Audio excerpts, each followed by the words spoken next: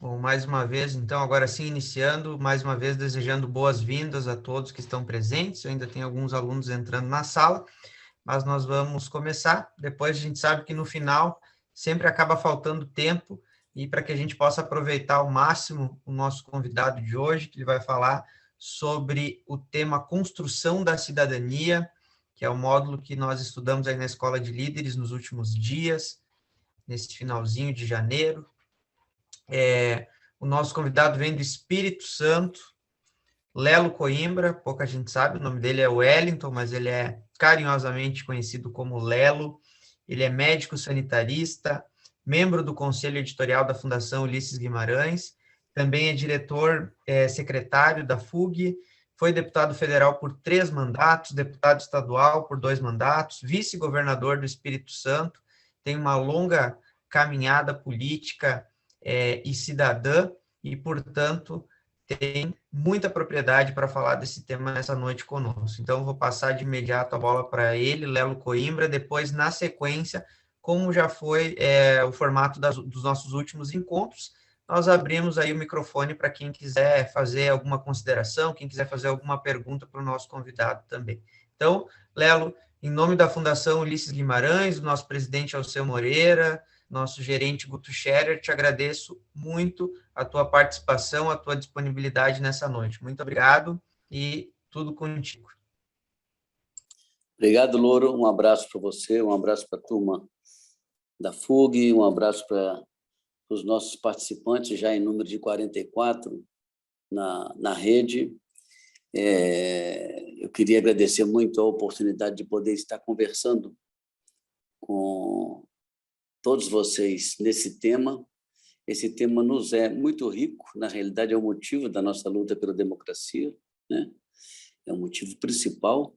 Nós temos um país que o período democrático vivenciado por ele sempre foi muito curto, intercalado por momentos de ditadura importantes, e o mais longo que nós temos é o atual, com algumas ameaças aí, institucionais importantes produzidas pelo nosso presidente, e que nós, à luz do que vivenciamos ao longo desse período anterior até agora, nós precisamos ter consciência disso para que esse seja um tema da construção e sustentabilidade da cidadania, que eu acho que nós devemos tratar desta forma. A cidadania, ela é sempre, ao mesmo tempo que construída, ela, ao mesmo tempo que ela é sustentada ou mecanismos são criados para que a sua sustentabilidade se processe. Então, o material que serviu do módulo 1, eu percorri por ele todo, ele é um material bem didático, ele é um material que organiza bem a ideia no papel de governos, papel de sociedade, papel das instituições e o papel da construção da cidadania, compreendido aí como um papel dentro do conjunto do que se denominou Estado. Esse é o formato com que o material apresentado trata disso, né? Em primeiro lugar, é o tema da cidadania. A construção da cidadania tem a ver, primeiro, com a disposição de luta, o desejo de lutar pelos seus interesses coletivos, pelas necessidades das pessoas. A segunda é a luta pelo conhecimento acerca de como que essas questões são organizadas ou possam se organizar. E, nesse sentido, eu me lembro que, na década de 70, o desafio era um. Neste momento, o desafio é outro. Alguns de lá superados. Na década de 70, em algumas partes do país, morria-se 90 a 110 crianças por cada 1.000 nascidos vivos no primeiro ano de vida. Hoje você tem cidades e estados com índices abaixo de 10, 8. Então, o que se percorreu de lá até aqui é um produto dessa interação chamada cidadania em construção no papel, no seu conjunto, com o Estado. Por isso, a preocupação do Estado como Estado de Direito, com o tema da legalização, da legalidade e com o tema do controle da sociedade devem fazer parte desse processo de construção da cidadania. O segundo aspecto que eu queria registrar ainda no campo da cidadania, são os instrumentos de construção da cidadania, dentre os homogêneos, os chamados grupos homogêneos ou grupos com interesses comuns, né? Aí no âmbito da sociedade, no âmbito dos espaços que o material distribuído chama de territórios, né? E como é que se expressa para influenciar no âmbito do Estado, como um todo, e na organização dos governos e do poder político, que são elementos importantes. Eu acho esse aspecto que eu registro um dos aspectos que eu acho que merece uma atenção especial, porque o material tem uma frase que é colocada, que a cidadania organizada pelo Estado. Na realidade, nós não podemos esquecer que os governos que se organizam com o poder político dentro desse conceito amplo de Estado, os governos eles representam os interesses de força e de disputa de interesses dentro da sociedade e dentro daquilo que a sociedade produz. Você tem pegando agora, por exemplo, o chamado orçamento, e esse chamado orçamento secreto. Quer dizer, esse chamado orçamento secreto tem muito pouco a ver com a construção da cidadania, na forma como ele foi elaborado, com baixíssima transparência, e na forma como ele vai ser tratado, né? Especialmente, inclusive, com emendas e com destinação de verbas cruzadas de deputados de um Estado para outro Estado. Isso aconteceu muito na década de 80, e nesse orçamento agora, desse formato, também está presente esse tema. Então, assim, nós não estamos lidando com uma organização linear da construção da cidadania, com uma construção de poder que fortalece os elementos da cidadania de maneira linear. É uma disputa política muito importante. Alguém escreveu que tem um eco na minha fala. Eu não estou ouvindo o eco aqui, mas se tiver uma correção aí, Louro, dá uma olhadinha. Então, para mim aqui está tranquilo. Se mais alguém estiver ouvindo, por favor, nos informe. Mas para mim, pelo menos, está tranquilo. Então, os elementos da cidadania, os direitos, o acesso aos benefícios. Então, a luta pelo usufruto, pela participação nas riquezas que a sociedade produz, com vistas ao bem-estar coletivo das pessoas, do conjunto da sociedade, ele requer luta, ele requer batalhas diárias. Vou dar um exemplo também importante. Nós lutamos pela universalização da educação. Conseguimos, no ensino fundamental, universalizar aí até 97%. Tem uma faixa de uns 3% que é flutuante, né? Mas uma criança, filho de uma família rica, filho de uma família média e filho de uma família pobre, que entram na escola aos 6 anos de idade, elas conseguiram esse acesso universal na idade certa. Mas, quando elas chegam aí, elas chegam em condições diferentes pelo pré-natal que tiveram antes de nascer, pelos 3 primeiros anos de vida, que são fundamentais na formação de uma criança, na construção do equipamento neurosensorial, das aptidões, das qualificações. Então, uma criança que chega aos 6 anos de idade conquistou o acesso em idade correta, por exemplo, e no espaço escolar, mas ela não está igual a outra. Então, nós temos uma luta que antecede ou que se soma a essa em relação a esse tema. Envolve o pré-natal, envolve a assistência à maternidade, envolve a atenção à criança, envolve um conjunto de políticas que são importantes. Da mesma forma, é a organização da cidadania no âmbito dos governos, quer dizer, nesse conceito de Estado que envolve a cidadania embutida, que são as políticas públicas.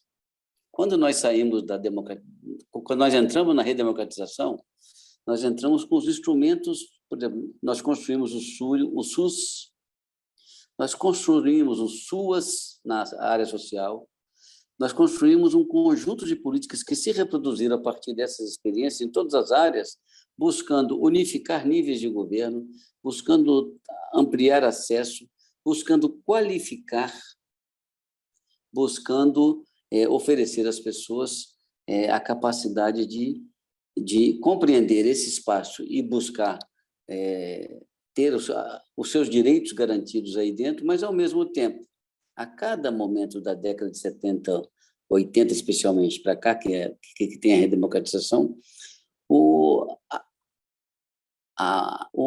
mundo mudou muito, vem mudando tecnologicamente, vem mudando com as informações, vem mudando com a forma de fazer algumas ações importantes. E tem um elemento novo neste momento, especialmente a partir da década de 90, mas mais intensamente desse novo milênio, a partir de 2000, 2005, por aí, que é o fenômeno da rede social. Quer dizer, as informações deixaram de ser privativas de núcleos ou grupos de poder. Elas passaram a ser distribuídas para todo mundo. Todo mundo hoje é um ponto de informação, é um ponto de reverberação ou repercussão de uma informação, seja certa ou não. Aí a luta contra os fake news, contra a informação errada, também é um elemento de construção da cidadania, mas ela passou a ter uma sociedade com outro formato de relacionamento com os temas de um modo geral, com as suas questões de um modo geral e com a disputa política, inclusive, sobre esse aspecto, né? Por isso que eu acho que é importante, nesse elemento, o tema do controle social. Quando nós chegamos na redemocratização, a intenção era organizar as políticas públicas do Estado, setoriais, era estabelecer a qualificação das pessoas para a execução dessas políticas públicas, trazer a sociedade para esse debate e ter o controle da sociedade. Naquele momento, o controle se concebia relacionado aos conselhos. Os conselhos foram se organizando. Eu me lembro que, na época que nós organizamos o SUS, o Sistema Unificado de Saúde, nós tínhamos os conselhos locais, conselhos regionais, os conselhos que foram, o nacional, que foram se aprimorando. Foi um ganho importante. Num primeiro momento, o conselho deliberativo, conceito consultivo, a luta para ele ser mais deliberativo do que consultivo, o conflito que isso dava com o poder político local, porque quem delibera é quem executa, e esse conflito ficava estabelecido, então a luta consultivo-deliberativa estava presente.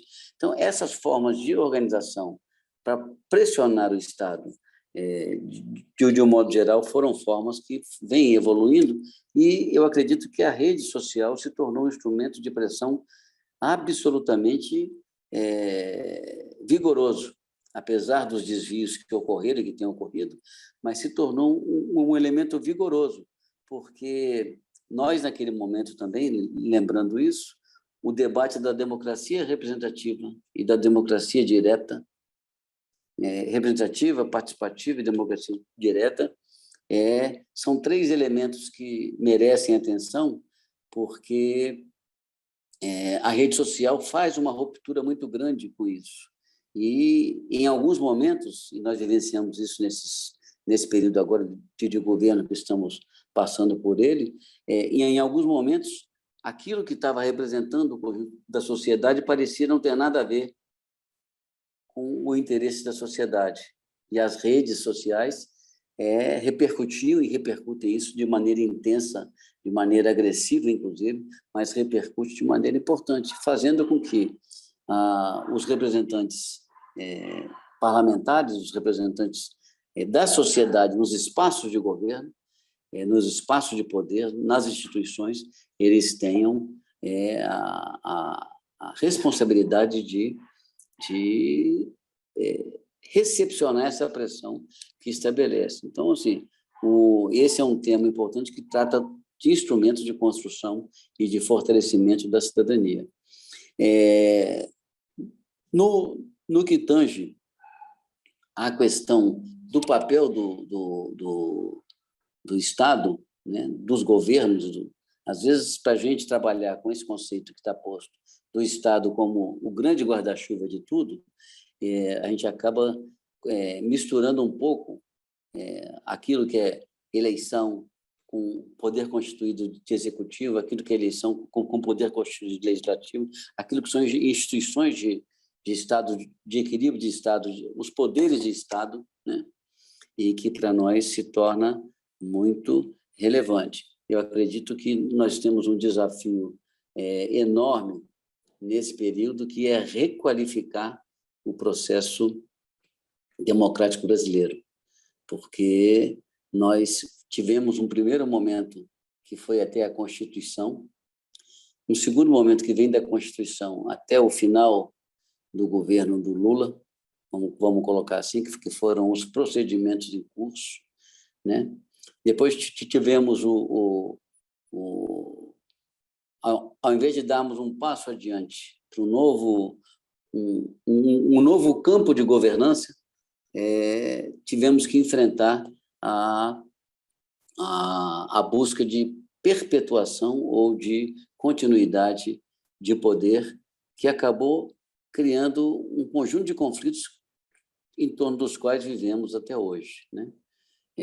Aquele período de 2010 em diante, tivemos aí, como MDBista e como participante do mandato na época do governo Temer, foi um período importante, porque ele entrou resgatando alguns problemas que foram herdados do período Dilma.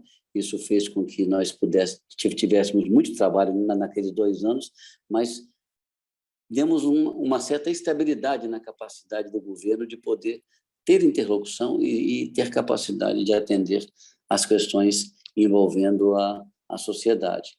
Então, hoje, nós temos, neste período que se inicia agora em 2022, nós temos aí uma discussão importante, que é o processo que se avizinha das eleições. Daqui a pouco nós estamos dentro dela.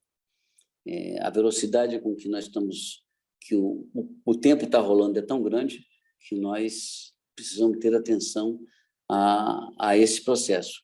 E os temas do Estado Democrático de Direito, ele é para nós um tema de grande importância, mas ele precisa também ser compreendido.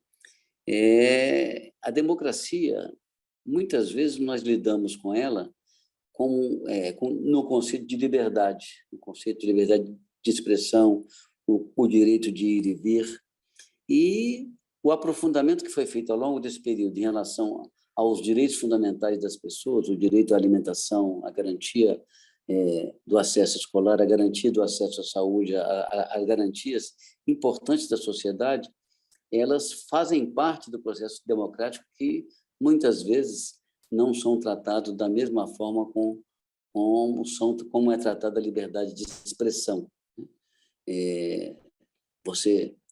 Alguns episódios que são dramáticos. Você vê hoje esse episódio do assassinato do congolês lá no Rio de Janeiro, né? 8 dias depois que ocorreu esse assassinato, é que tomou forma a ação de governo em relação à prisão das pessoas. Só quando deu repercussão pública é que as ações de governos em relação à punição, em relação à ação de Estado para fazer justiça, se estabeleceu. Aí você entra com temas como o do racismo, entra com temas que são assim, de grande importância para nós trabalharmos, para nós compreendermos nesse momento. As pessoas também, o ambiente de comportamento e de movimentações da sociedade mudou muito. as pessoas se libertaram de algumas questões e passaram a expressar os seus desejos, as suas escolhas, as suas opções em todos os campos da vida, no comportamento afetivo, amoroso, em diversas situações. E isso tem tido na sociedade uma dificuldade grande para ser trabalhada enquanto direito das pessoas, enquanto construção da cidadania, que é a questão envolvendo a igualdade de expressão, o direito à igualdade de manifestação e de expressão das suas vontades. É lógico que preservando o conjunto coletivo que a cada momento a sociedade constrói como um vetor importante do seu caminho, das suas características, das suas opções naquele momento. Eu acho esses elementos importantes. E, por fim, embora eu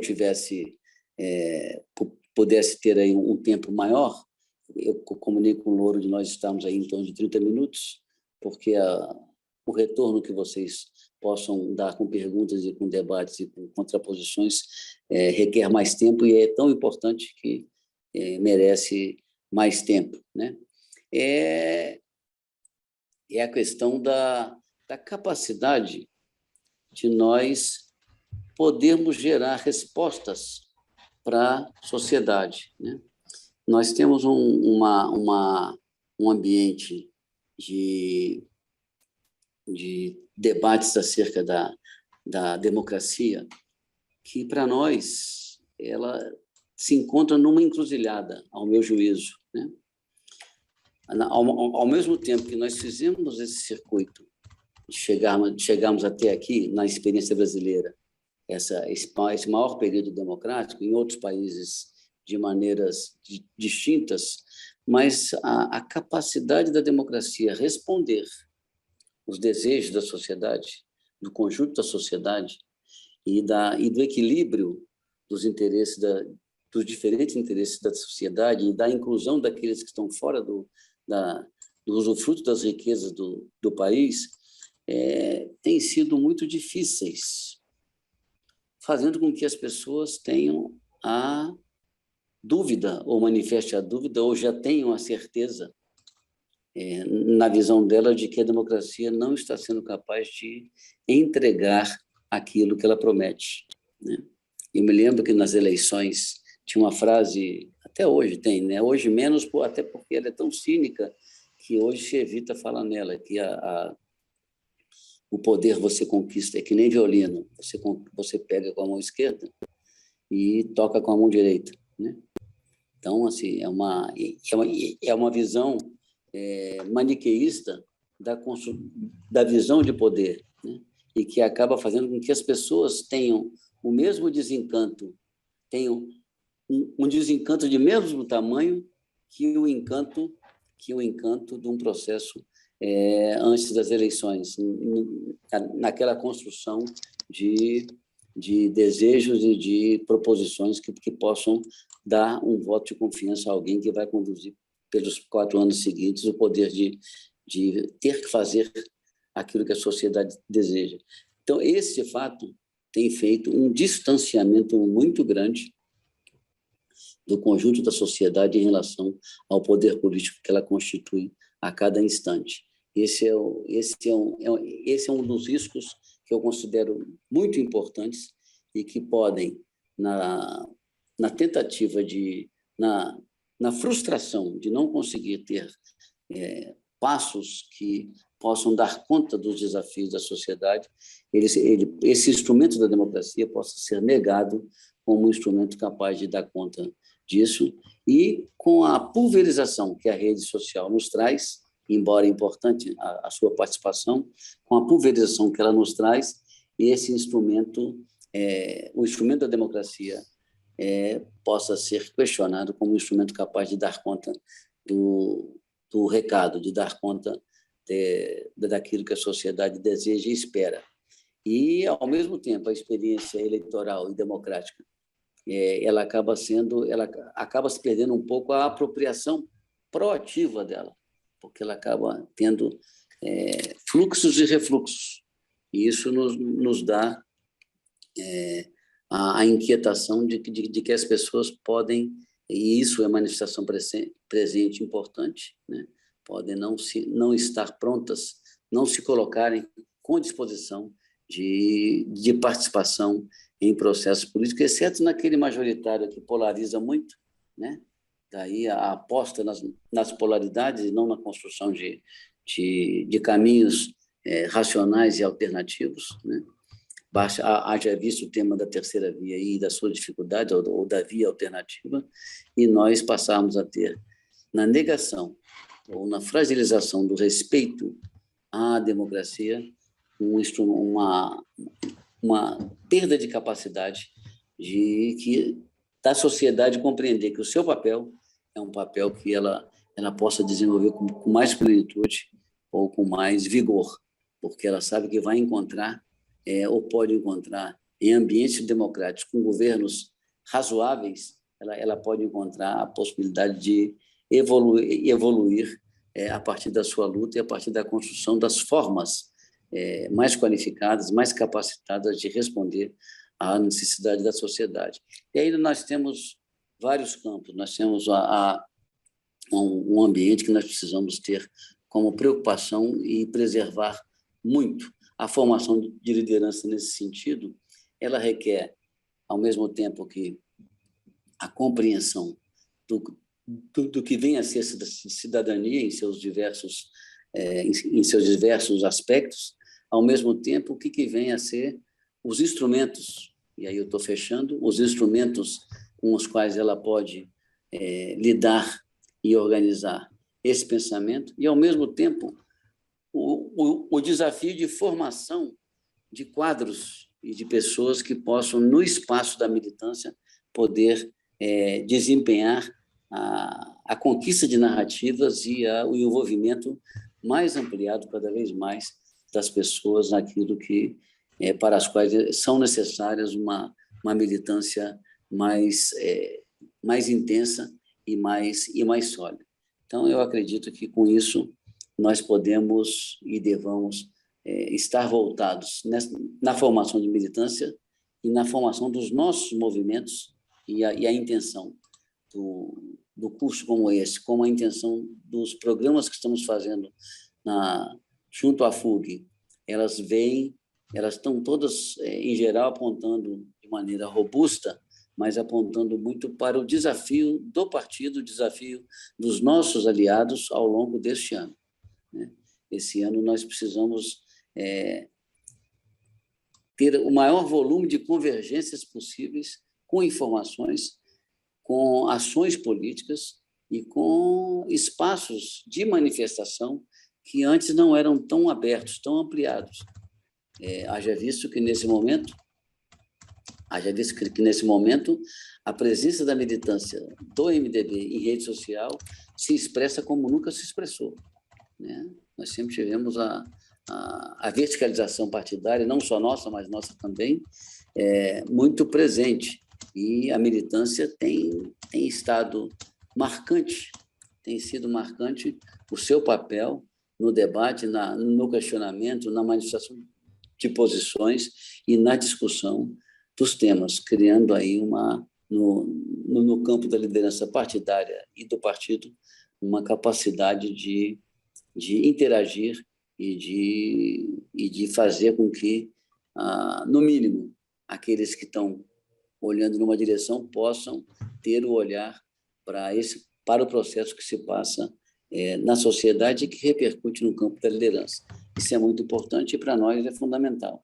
A construção da cidadania, ela é, para nós, o ponto de partida para uma capacidade de vislumbrar uma sociedade mais justa, mais equitativa e capaz de respeitar os seus parceiros, as pessoas com as quais que constrói, que constitui um ambiente de sociedade civil, um ambiente de formação de instituições e um ambiente de Estado com suas responsabilidades em relação ao conjunto do país. portanto, e temas temas como a questão ambiental, temas que hoje se tornaram temas de grande relevância, são temas que as pessoas não estavam tão próximas dele e que, nesse momento, passam a estar muito presentes no campo das suas preocupações. E isso, para nós, é de fundamental importância. Eu interrompo por aqui e deixo que todos fiquem à vontade para questões as mais diversas que queiram ser colocadas para nós debatermos um pouco, compartilharmos um pouco. Obrigado. Nós que te agradecemos muito, Lelo, por esse momento inicial da nossa aula. Acredito que com muita clareza, com muita lucidez, você conseguiu trazer para nós esse conceito importante e principalmente articulando a construção da cidadania com elementos que fazem parte da vida cotidiana e que impactam diretamente no dia a dia dos brasileiros. A gente está muito acostumado a ouvir falar de alguns termos de forma tão abrangente que parece que, de alguma forma, eles chegam a se distanciar da sociedade, e acredito, inclusive, que muito da apatia social e política que nós ainda vivemos pela grande maioria da população se deve a isso. Então, você consegue contextualizar e conectar muito bem esses temas. Parabéns, muito obrigado. Pessoal, para nós organizarmos as participações de vocês, eu vou pedir que quem tem interesse em fazer algum comentário ou tirar alguma dúvida com o nosso convidado, coloque no chat a frase "eu quero falar". E aí nós vamos organizar uma fila aqui. Enquanto isso, aproveito para dizer também que nós temos a lista de presença, o link está no chat também, nós vamos ir colocando em alguns momentos de novo, porque a gente sabe que com as participações acaba se perdendo aí no meio do chat, então nós vamos ir recolocando esse link, fiquem muito tranquilos com relação a isso. Nós vamos começar abrindo o microfone da Sávia, que foi a primeira pessoa que, pelo menos para mim aqui, a primeira que aparece, que quer fazer a sua manifestação. Vou pedir a vocês e ao nosso convidado também, Lelo, que procurem ser muito breves nas suas manifestações, porque, pelo que eu estou vendo aqui, nós vamos ter bastante gente que quer participar, então assim a gente consegue garantir esse espaço para todos. Pode falar, Sávia. Boa noite, todos me escutam? Sim. Ótimo. Primeiro dizer que é um privilégio, né, estar aqui assistindo essa aula com o Dr. Lelo, Dr. Lelo que me filiou quando eu fiz 16 anos. E eu acho que a minha consideração aqui, mais ou menos uma pergunta, é para também me lembrar dessa época, que foi muito especial, Lelo. Quando eu estava aprendendo o que era sobre, né, a cidadania, como que se exerce a cidadania, ela estava muito atrelada à questão do voto, né? Você exerce a sua cidadania, você é um cidadão de fato quando você vota, quando, né, tem ali essa oportunidade que foi vinda de um movimento muito importante que o MDB, né, foi líder, né, depois da ditadura, enfim, né? E agora, depois de tantos movimentos bruscos que o país atravessa, principalmente essa questão da pandemia, da pessoa poder justificar o voto ali pelo aplicativo, o senhor considera que as pessoas estão deixando de exercer esse tipo de cidadania por não votar, por não querer votar? Porque que me parece que assim, quem tem direito de votar já não quer, né? E não tenho visto muito os partidos incentivando o voto facultativo. Como que o senhor considera essa questão do exercício da cidadania, do voto, dessa questão do aplicativo? O senhor acha que nessas eleições agora de 2022 vai ter menos pessoas votando porque pode justificar? O que o senhor considera em relação a isso? Responda agora? Pode ir. Olá, Sávia, é um prazer vê-la aqui conosco. Nos acompanhamos desde o começo, quando você se filiou, né? Até antes um pouco. né, e também te acompanho muito na militância carioca, você é uma guerreira. O tema da contestação do poder político, ou da negação, ou da não se sentir representado, ele não é novo. Ele muda de forma e é mais intenso. Em 1954, a população do Rio de Janeiro elegeu Macaco Tião no voto impresso. Aqui, em 1992, no Espírito Santo, numa eleição na cidade de Vila Velha, tinha uma infestação de mosquito muito grande e o prefeito foi afastado e foi feita uma eleição de 2 anos e o mosquito ganhou. Como ele não tinha personalidade jurídica, ele não assumiu, ele assumiu o segundo colocado, né? Mas nesse momento a natureza é outra, as pessoas, o volume de informação, a horizontalização das informações, a capacidade de ter acesso a coisas erradas ou coisas certas, mas de qualquer forma a informação flui de maneira horizontal, as pessoas passaram a questionar o detentor da informação privilegiada anteriormente e o detentor da política, o detentor do poder. E, na medida em que ela não se sente tão representada, a ausência de processo eleitoral é muito forte. Na eleição majoritária, isso às vezes não é tão sentido, embora nas eleições, mesmo nas de 2 turnos, cujo conceito foi feito para ter um percentual de pelo menos metade mais 1 da sociedade escolhendo alguém no segundo turno, onde há segundo turno, né? Você tem segundo turno com 30% de abstenção. É um negócio...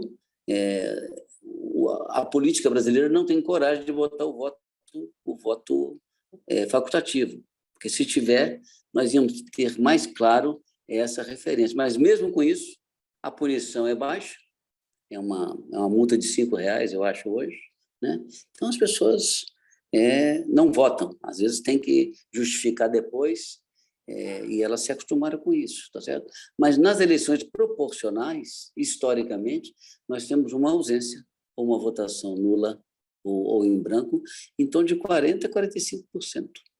É um negócio aterrador, porque você tem a polarização em cima e embaixo você tem nada, né? Então, assim, essa é uma preocupação, sabe? Eu acho que como eu compreendo, que esse desejo de não votar vai crescente, associado ao desencanto, associado ao sentimento de não representatividade, ao sentimento de quem elege alguém hoje e daqui a um mês esqueceu. Se você perguntar quem você elegeu para deputado, a pessoa não sabe responder, né? Então, esse é um problema com o qual a democracia se debate, e à medida que ela vai perdendo prestígio, as formas autoritárias acabam entrando com força, tendo espaço não só no Brasil, mas no Brasil especial. Nós estamos vivendo esse período, espero que a gente consiga interrompê-lo aí na virada desse ano, né?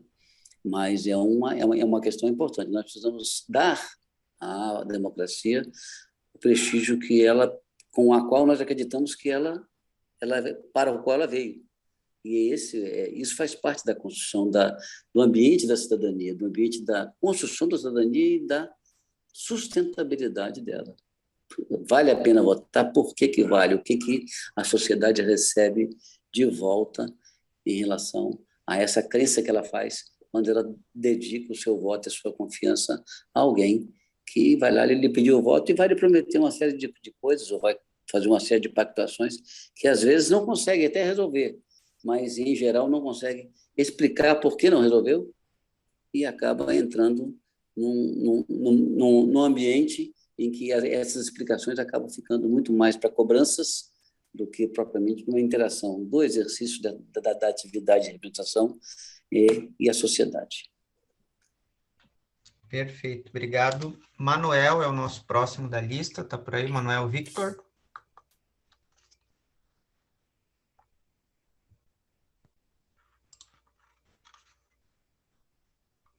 Se não tiver por aí o Manuel, é a Érica Vicente. Eu estou aqui, eu estava esperando você liberar o microfone para mim. Perfeito. Pode ir, Manuel. Então, o ex-deputado falou sobre a construção da cidadania e o papel do Estado nisso, né? Mas fazendo um remonte histórico, a construção da cidadania veio do povo, né? O povo que se legitimou o cidadão, né?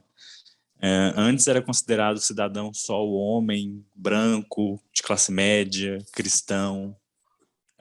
Foi a comunidade negra que se impôs anos atrás para ter cidadania, a mulher para ter direito ao voto, o analfabeto para ter direitos também. E o poder do Estado ele só foi legitimando as ações da população. E hoje a gente tem um governo que deslegitima isso, que é contra a cidadania, que é contra a democracia. E como que a gente pode fazer no limite do que é a cidadania particular e do que é a cidadania coletiva? Porque a gente está vivendo um governo que ele desincentiva a participação cidadã, né? Então, assim, em prol do meu particular, eu quero destruir o coletivo, né? Desincentivar a vacinação, a proteção, enfim. Como que a gente pode trabalhar esse limiar do que é a cidadania particular e a cidadania coletiva? Manuel, tem coisas que são importantes. Nós vivemos um momento muito, muito especial, né? Para quem é mais vivido, aqui que acompanha, que está no grupo, que viveu o período da ditadura, trabalhou a redemocratização com as bandeiras aí da Constituinte, da anistia, depois foi construindo os instrumentos de Estado, a Constituição e tudo isso. Esse momento é uma regressão muito grande. Então, eu acho que nós temos que centrar fogo na ruptura com o que está acontecendo. Isso, para nós, é fundamental. Temas que envolvem aí a forma de compreender os interesses coletivos da sociedade, aí envolve temas, você tocou no tema do racismo, que é importante, o tema da orientação sexual, um conjunto de coisas que estão postas que precisam ser tratadas entre nós com mais qualidade, com mais profundidade e com busca da equidade na forma de lidar com essas questões, né? Então, mas nós temos uma curva específica neste momento. Mas também tem uma outra coisa que eu queria registrar. O Zueni Ventura, que é um jornalista e escritor, ele escreveu um livro, 1968, o ano que não terminou. Ele escreveu esse livro na década de 70, um livro importante para compreender a discussão no campo do movimento progressista. E, mais recentemente, ele escreveu o livro 1968, o ano que não terminou, O que fizemos de nós, né?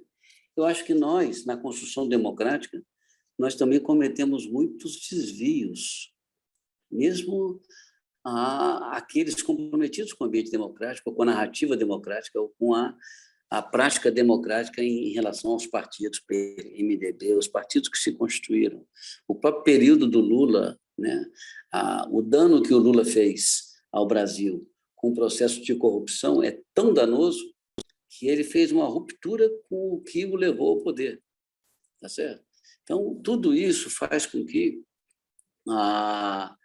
lutar pelo ambiente democrático é fundamental neste momento, porque nós vivemos um risco democrático. Eu temo que uma reeleição do Bolsonaro possa ter um conflito superior ao que nós estamos vivenciando, seja por uma perspectiva golpista mesmo, porque é a natureza do que está em torno dele, ou seja por um conflito de nova interrupção, uma terceira interrupção de mandato, Collor, Dilma, e na sequência com ele. Então, assim, eu acho que o tema da democracia é o tema da ordem do dia, mas considerando-a como um elemento de construção dos interesses coletivos que você muito bem registrou, que deve ser sempre o nosso farol a ser seguido. Perfeito. Próxima a perguntar, então, Érica Vicente.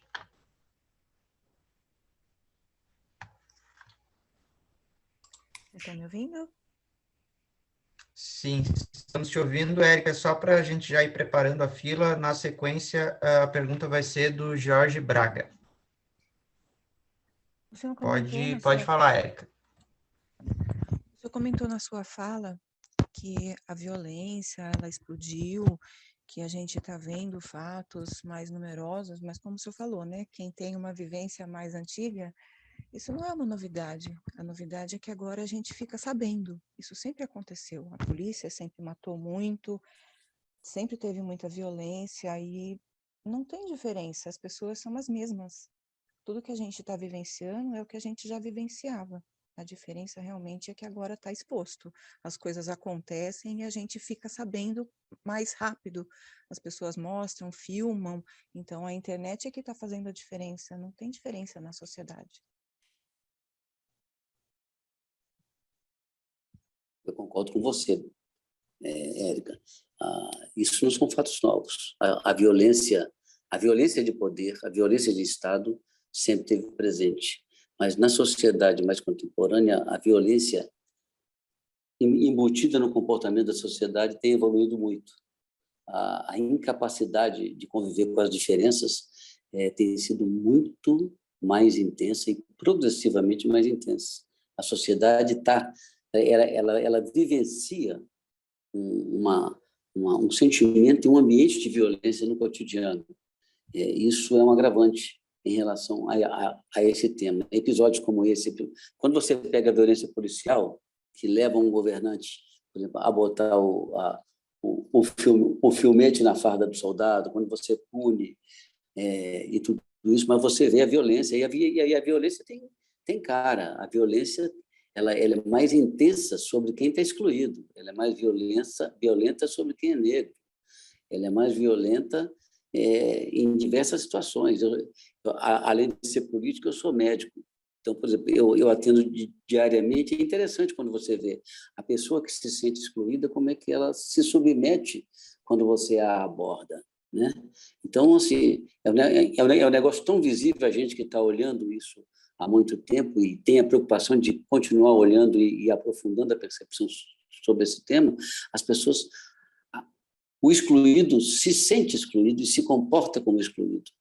E ele precisa reagir com a compreensão de que ele não é excluído. Mas ele só não será excluído se ele reagir. Se ele não reagir, ele continuará excluído. Porque há submetimento de poder que gera violência numa sociedade que está ficando, uma sociedade contemporânea que está com o tema da violência muito presente no seu cotidiano, muito forte, muito importante. Mas a sua observação que gerou o seu comentário, Érica, eu concordo plenamente com você. Você não acha... Isso não é novo. Se eu puder complementar, o senhor não acha isso importante, a gente saber da verdade? Porque o que aconteceu com o músico lá, que ele é tenor, acho que de uma orquestra, e ele foi pego numa blitz em cima de uma balsa. Sim. Ele estava dentro do carro dele, ele é negro, e aí falaram que o carro era roubado, que tinha droga, só por causa disso, ele não tinha como fugir, ele estava em cima de uma balsa. Então, essas coisas sempre aconteceram, as pessoas sempre passaram isso. Eu acho importante essas coisas estarem sendo vistas agora. Agora a gente pode tratar esse assunto, porque antes ficava tudo enrustido nas coisas que a gente não tinha conhecimento e se sentia excluído. Eu acho que esses fatos, quantos mais a gente souber, apesar de aflorar nervos, deixar a sociedade nervosa, eu acho que é um passo importante para nós. Isso vai fazer a gente acordar, as pessoas vão ter uma visão diferente de que elas não são as únicas excluídas. Isso acontece o tempo todo com todo mundo. Então, é uma visão diferente. A gente está virando uma sociedade agora, porque a gente está discutindo essas coisas. Eu não tenho dúvida que saber disso, ter publicidade sobre isso, é de fundamental importância, né? O que nós temos que ter a cautela e buscar aprimorar esse campo de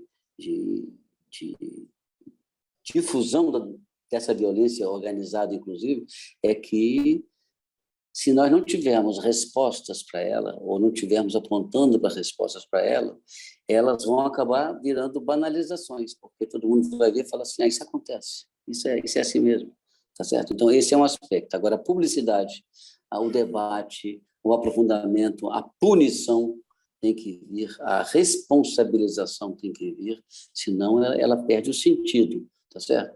Eu acho que essa é uma preocupação que nós devemos ter. Queria fazer um pequeno comentário numa observação que você fez, eu acho que você entendeu errado o que eu falei, me parece.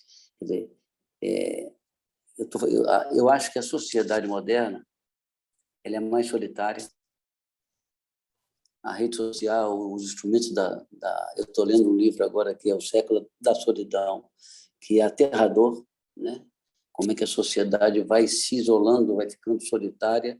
A solidão, ela é um ambiente da negação, e ele é um ambiente onde a violência se instala, a incapacidade de ouvir o outro, a incapacidade de conviver com a diferença acaba levando a instrumentos e a comportamentos de violência. Então, a sociedade tem tido em si, embutida, um ambiente, uma condição de violência mais presente do que anteriormente. Eu acho que isso, ao meu juízo, me parece mais presente do que antes, embora a violência e as suas questões não sejam novas, embora a divulgação, a publicização, que precisa vir com a punição e com enquadramentos, são de grande importância. Jorge Braga vai fazer agora o seu questionamento.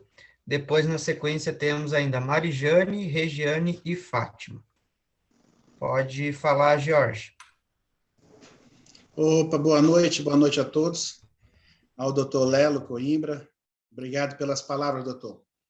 Eu estava ouvindo o senhor falando, né, e lembrei das aulas de IED, Introdução ao Estudo de Direito, que falava da Grécia Antiga, da Roma Antiga, dos cidadãos que não poderiam casar, que não poderiam votar, tipos de cidadãos, né? E essa luta até hoje para a gente ter essa cidadania, né? Que está na Constituição Federal, e me parece, como o senhor bem disse nas suas palavras, que essa cidadania ela vem de várias formas, com várias caras, né? Eu acho que a gente deveria começar com essa cidadania por dentro de casa.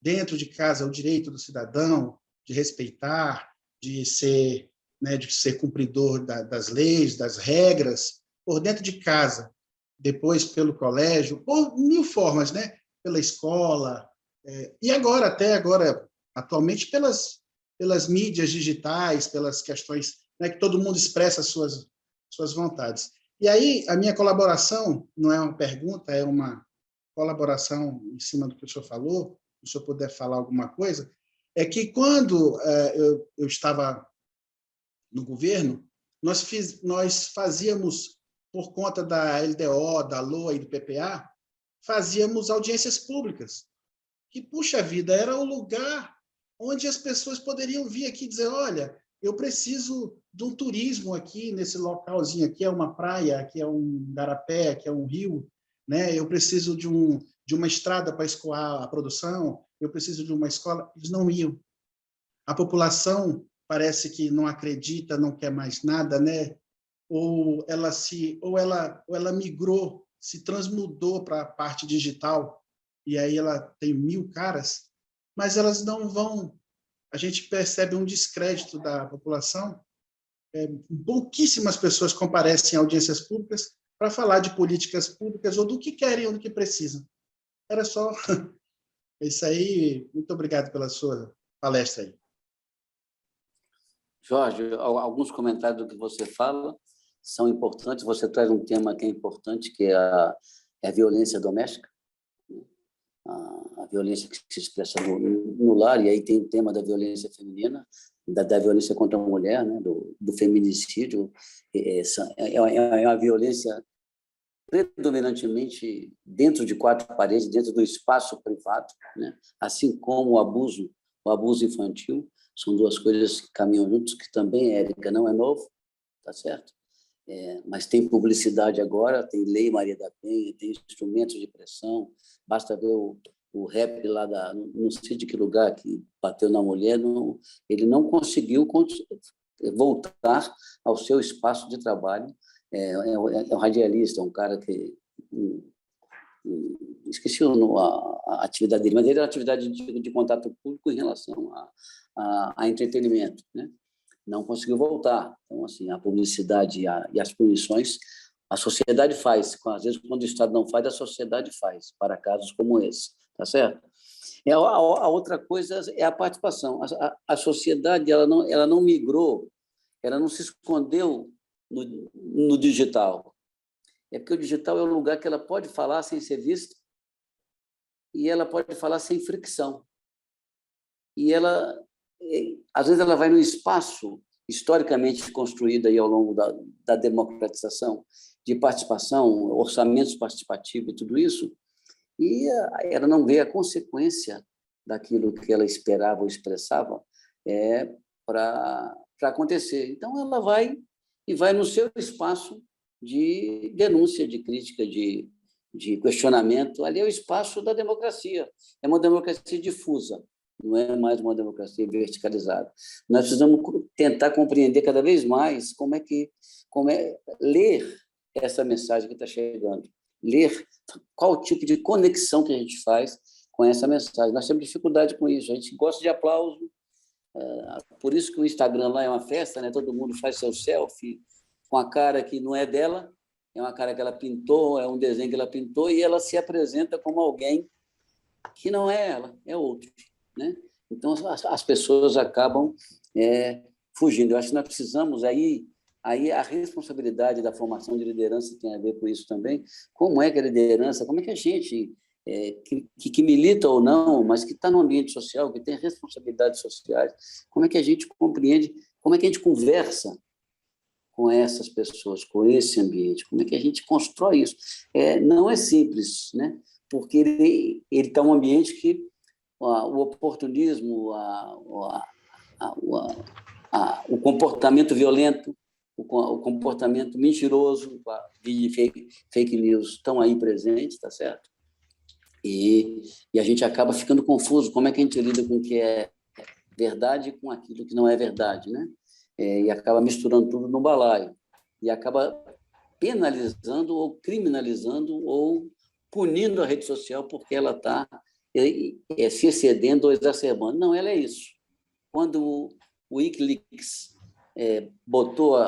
vazou aqueles links de informação, qual era o conceito dele? Nós não queremos filtro naquilo que é produzido pelos governantes, pelo Estado, por todo mundo. Nós queremos que a sociedade veja in natura o que aconteceu, e ela faz seu juízo. O Wikileaks, a experiência do Wikileaks foi essa. Foi interessante, porque ela antecedeu a essa rede social que nós estamos vivendo. Ele fez o quê? Aconteceu isso. Ninguém da imprensa, ninguém vai filtrar isso e se dizer que isso significa aquilo. Veja isso e faça o seu juízo de valor. Aí, assim, instalou geral uma forma de vivenciar essas questões. Então, eu acho que nós precisamos trazer de volta essa preocupação da participação, de tudo isso, mas compreendendo ou buscando compreender como que essa sociedade, com esse instrumento novo, está se comportando, está se manifestando, como é que ela chegou, como é que ela está chegando e como é que nós também estamos nela. Entendeu? Acho que é importante, é um desafio que não é simples e não vai ser novo. Você veja, a rede social fez uma eleição maravilhosa de Barack Obama. Barack Obama construiu uma eleição onde, na época, o McCain, financiamento público ou privado, você escolhe, não pode ter os dois.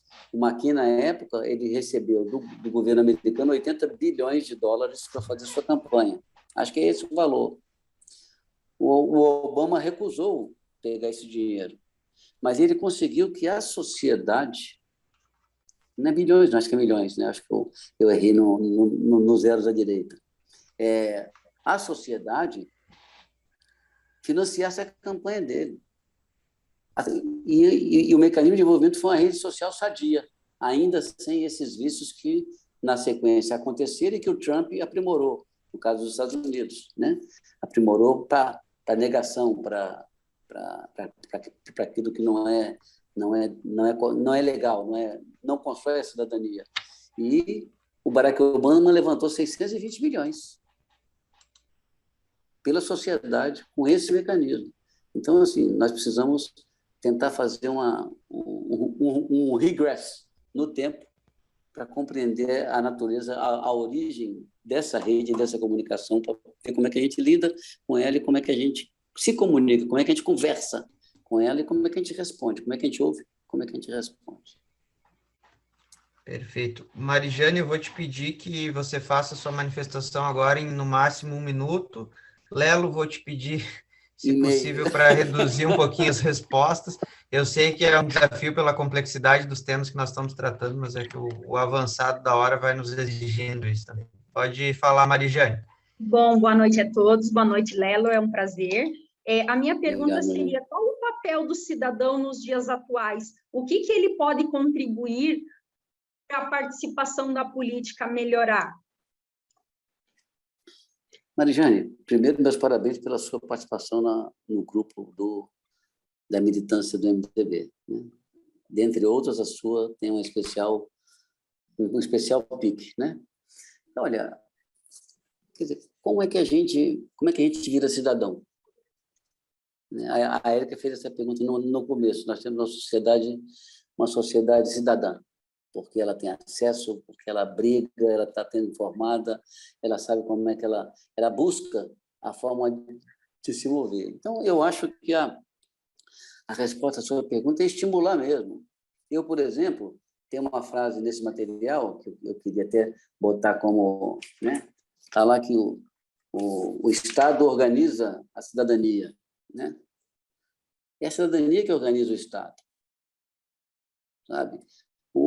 Se o conceito de Estado organiza a cidadania, ele tem responsabilidades, os seus governantes de cada momento têm responsabilidade, de acordo com a formação que o levou ao poder, de responder bem. Mas, assim, eu muitas vezes achava que buscar sempre a conciliação era bom. A convergência é sempre um ponto positivo para as pessoas produzirem. Mas, à medida que a sociedade amadurece, a divergência e o conflito, às vezes, eles fazem mais bem do que a convergência, em alguns momentos. Então, eu acho que estimular nas pessoas aquilo que elas têm de positivo, que não vem acompanhado da violência, mas positivo, para reclamar, para brigar, para discutir e para usar os instrumentos que ela tem à mão, para poder se fazer presente, se fazer ouvir, eu acho que essa que é a resposta que eu sugiro. Obrigada. Na sequência, Regiane Matos e depois a Fátima Mercury.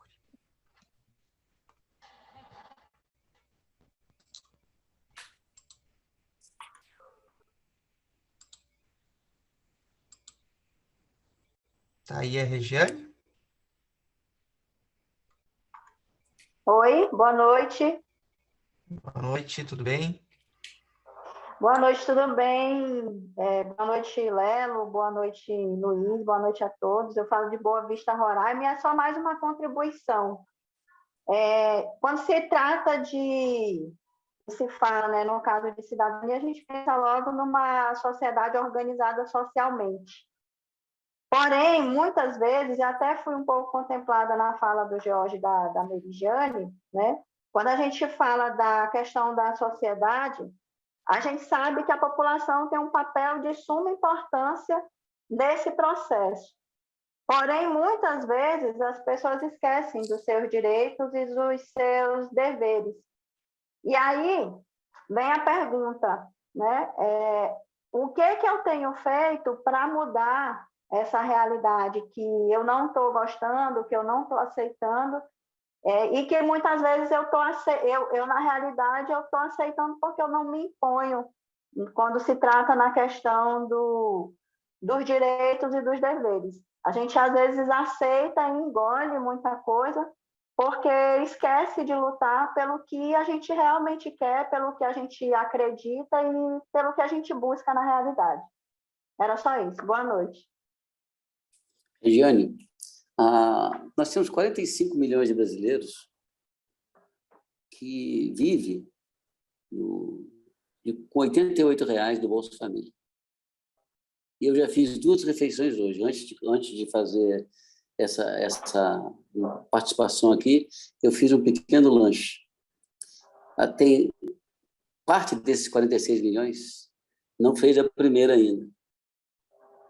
Então, quando a sobrevivência é a primeira necessidade, tudo vale a pena para satisfazê-la. Então, assim, as regras do que você chama de participação, de cidadania, elas mudam, né? Então, às vezes, é importante a gente ter essa compreensão, porque eu acho que a capacidade de indignação deve ser um instrumento sempre presente.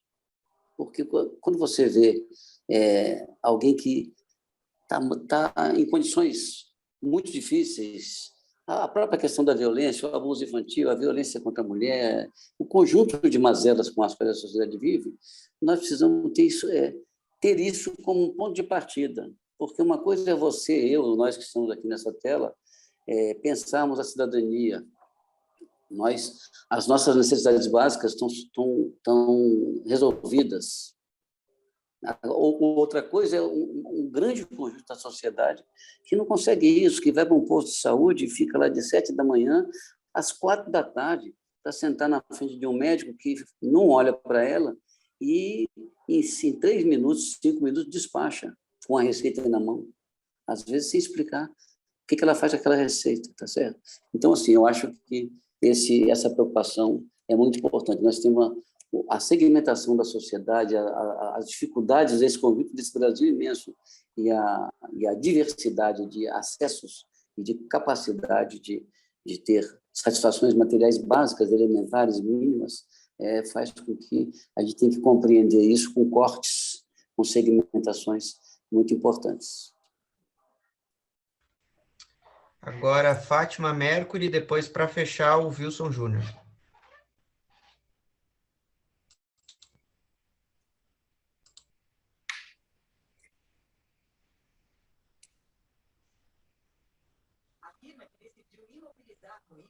Oi, Fátima, tá por aí?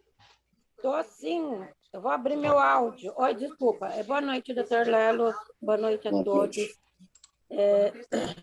Eu queria só assim fazer uma colocação com relação à violência, onde hoje com relação os policiais, à violência? Isso. Onde hoje os policiais eles são massacrados assim constantemente pelas mídias sensacionalistas, né?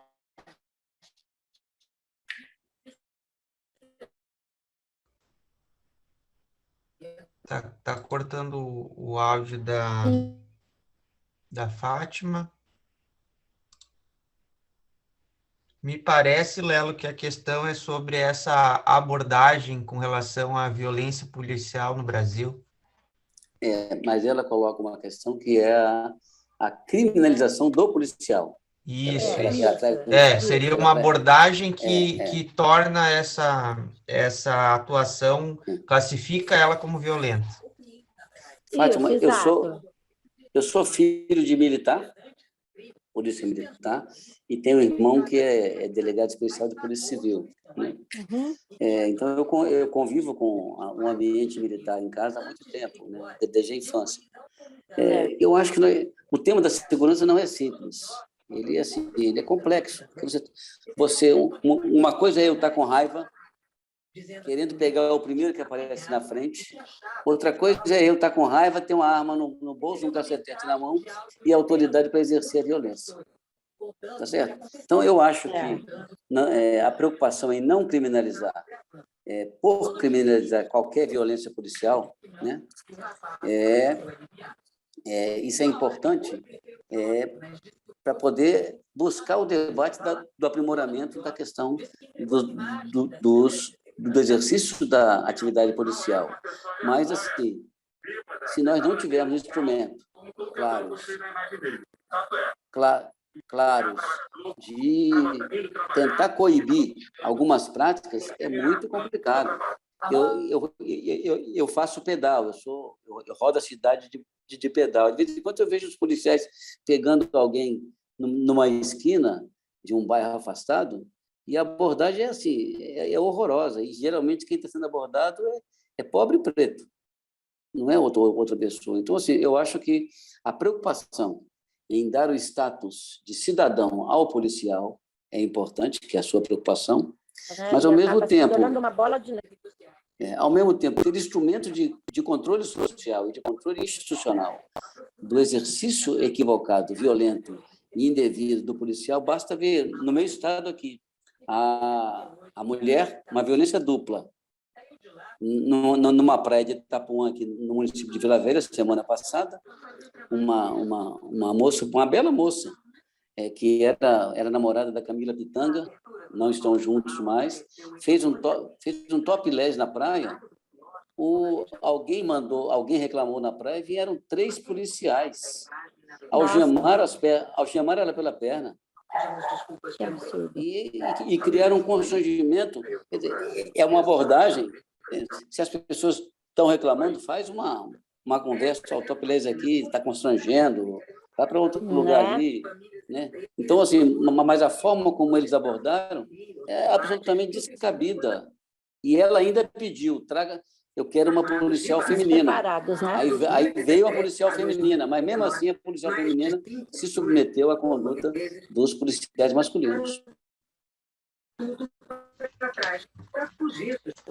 Só antes de eu passar para o Wilson encerrar as participações, tem alguém que está com o áudio aberto e o som de fundo, parece uma televisão, não sei. O Wilson Júnior, então, está na sala e tinha levantado a mão há pouco. Continua levantado, ele que está longe da tela.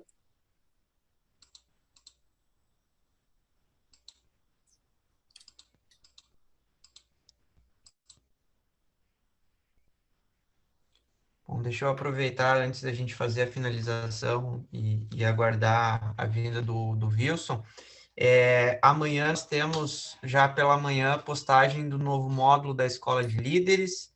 Então, continuamos com o nosso cronograma. É um cronograma bastante apertado com relação a datas, prazos, você sabe, mas é o intensivão que nós estamos promovendo aí pelo programa Movimento Escola de Líderes da Fundação Ulisses Guimarães. Chegou o Wilson aí? Então, nós vamos conduzir ao encerramento. Acho que acabamos. Glênio quer fazer uma observação rapidinho?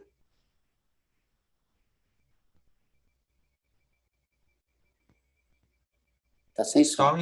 Só um instante, Glênio, que nós vamos liberar. Aí, agora sim, pode falar. Tá ouvindo?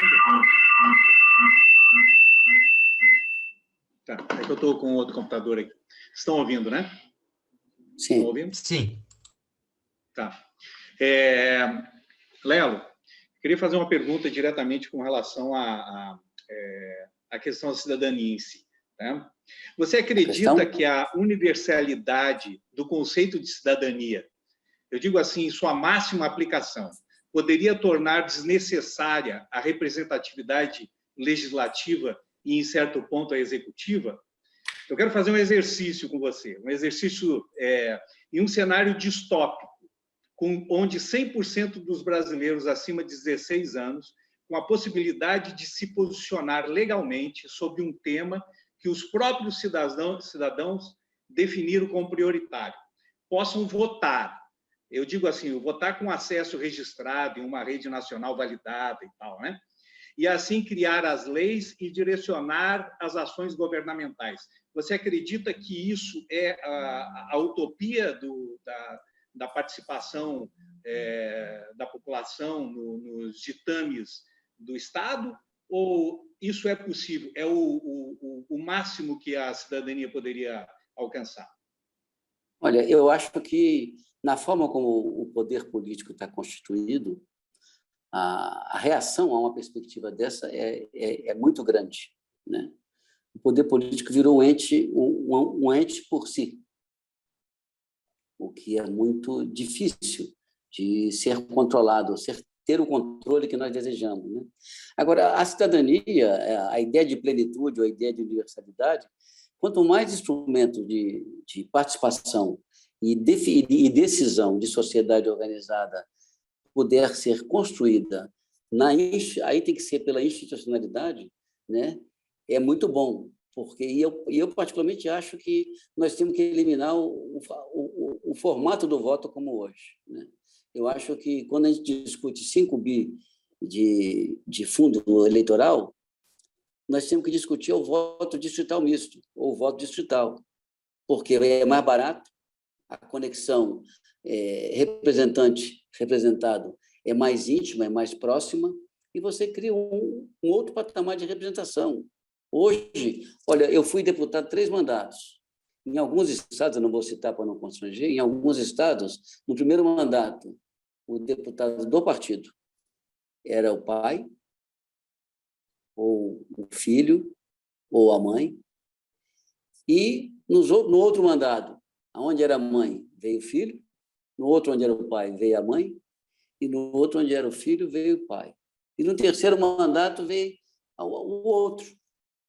Então, assim, são 2 estados símbolos que os 3 mandatos que eu exerci, cada lugar foi um membro da família que veio. Então, você tem aí um poder político que tem outro tipo de conexão, não é com a sociedade. É com outro tipo de organização, é outro tipo de movimentação. Isso ocorre em todos os partidos, inclusive no nosso. Tá certo?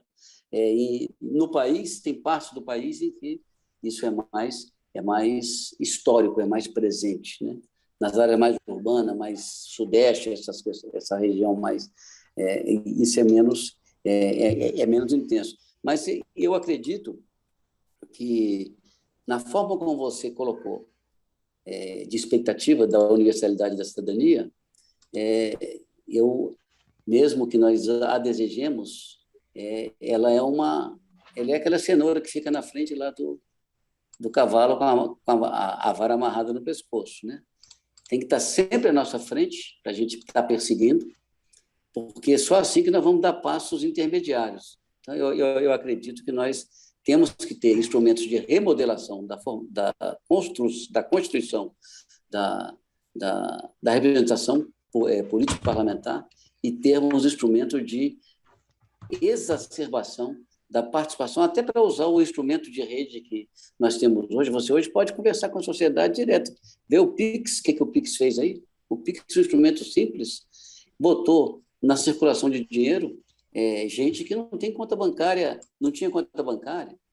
Então, assim, se você pode fazer isso com o Pix, você pode fazer isso com uma decisão que seja importante no interesse coletivo da sociedade, no interesse difuso da sociedade, no interesse no direito civil da sociedade. Você pode criar instrumentos desse tipo.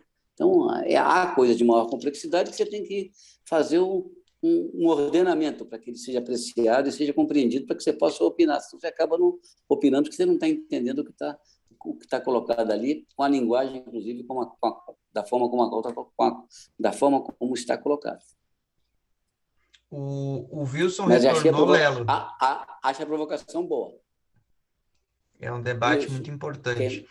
O mais? Wilson retornou, nós vamos abrir para esse último questionamento. Se mais alguém tiver dúvidas, pessoal, nós estamos com o tempo estourando, mas nos encaminhem por meio da nossa monitoria, porque o Lelo é uma pessoa muito acessível, então a gente encaminha para ele, com certeza a gente pode fazer o encaminhamento dessa resposta. Então, para fechar, Wilson.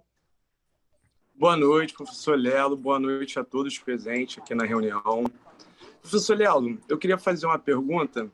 Como que você vê hoje o papel do MDB, que é um partido tradicional e importantíssimo na democracia do nosso país, na Constituição de 88, principalmente na área do voto ao analfabeto, no caso?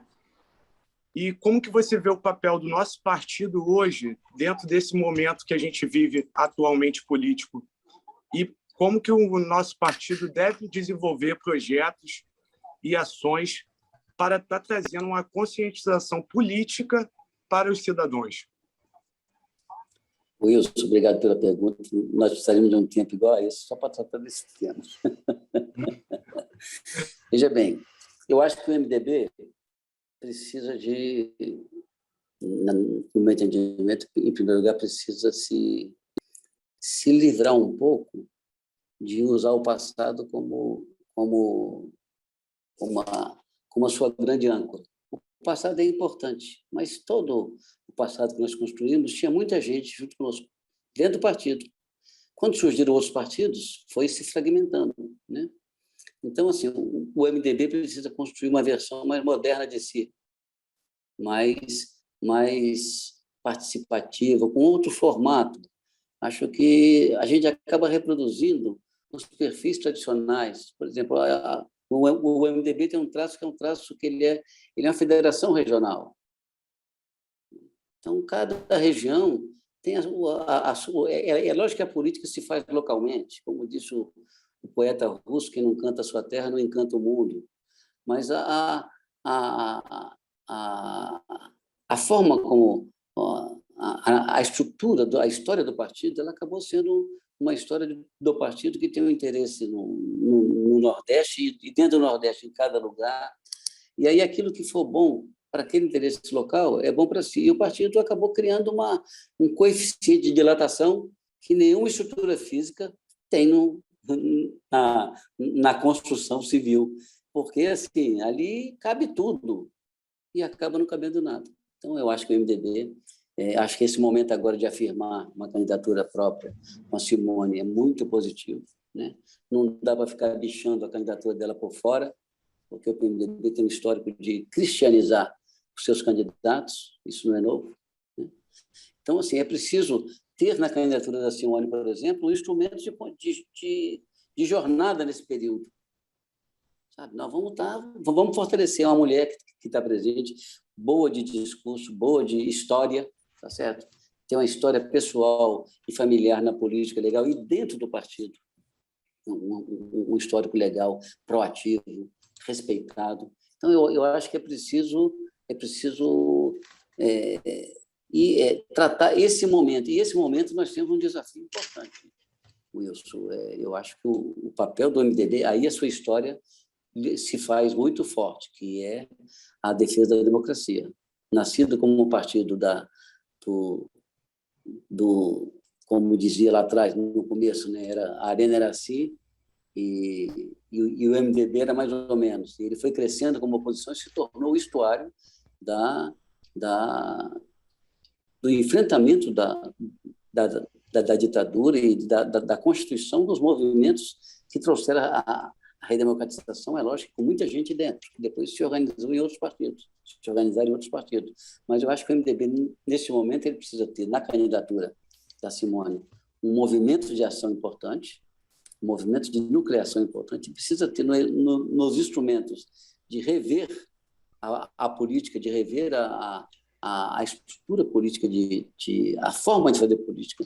É um compromisso que ele precisava trazer de maneira mais moderna, mais nova, mais equivalente com o que se passa na sociedade. E o tema da democracia é um tema hoje fundamental. Acho que a democracia, nós vivemos um risco em relação à democracia muito severo, e nós não podemos transigir em momento algum com o que se passa aí. Tudo que nós pudermos fazer, individual e coletivamente, partidariamente ou enquanto cidadão, que não seja filiado a nada, nós precisamos ter uma narrativa e uma condução e um enfrentamento do tema em defesa da democracia no nosso país. E esse papel, Lelo, é um papel que nenhum líder político pode sonegar. A sociedade espera e precisa isso de nós. Pessoal, antes de nós finalizarmos, quero pedir desculpa aqui se eventualmente nós acabamos não atendendo a contento alguém que precisou de algum suporte aí, mas nós sempre vamos procurando auxiliar da melhor forma possível e, inclusive, para ajustes que talvez sejam necessários para os próximos encontros, nós podemos ajudá-los individualmente aí, a partir de... Agora nós temos monitoria ainda até 10 da noite, depois amanhã de manhã já a Cris pode fazer alguns contatos com vocês também. Aproveitar para registrar e agradecer também de forma muito especial a Sâmia Colodetti, que está aqui nos bastidores, me ajudou muito nessa noite. Vocês não têm ideia do malabarismo que a gente tem que fazer aqui atrás das cortinas para que tudo dê certo. e tudo deu muito certo. Deu muito certo também, Lelo, pela tua participação, e agradecendo, eu quero te dizer que, sem dúvida nenhuma, pelas suas condutas, pelo seu posicionamento, você é um dos referenciais, um dos modelos que nós temos dentro do nosso partido, que tanto nos orgulham, e que bom poder ver a sua participação numa escola de líderes, com tanta gente jovem, com tanta gente motivada, e saber que nós temos aí um Lelo Coimbra com quem nós podemos nos espelhar. Muito obrigado por esse momento ímpar que você nos proporcionou nessa noite. Obrigado, Louro. Obrigado a todos que puderam contribuir, ou que mesmo com o silêncio participaram. Boa noite, pessoal. Até mais. Um abraço a todos. Um abração.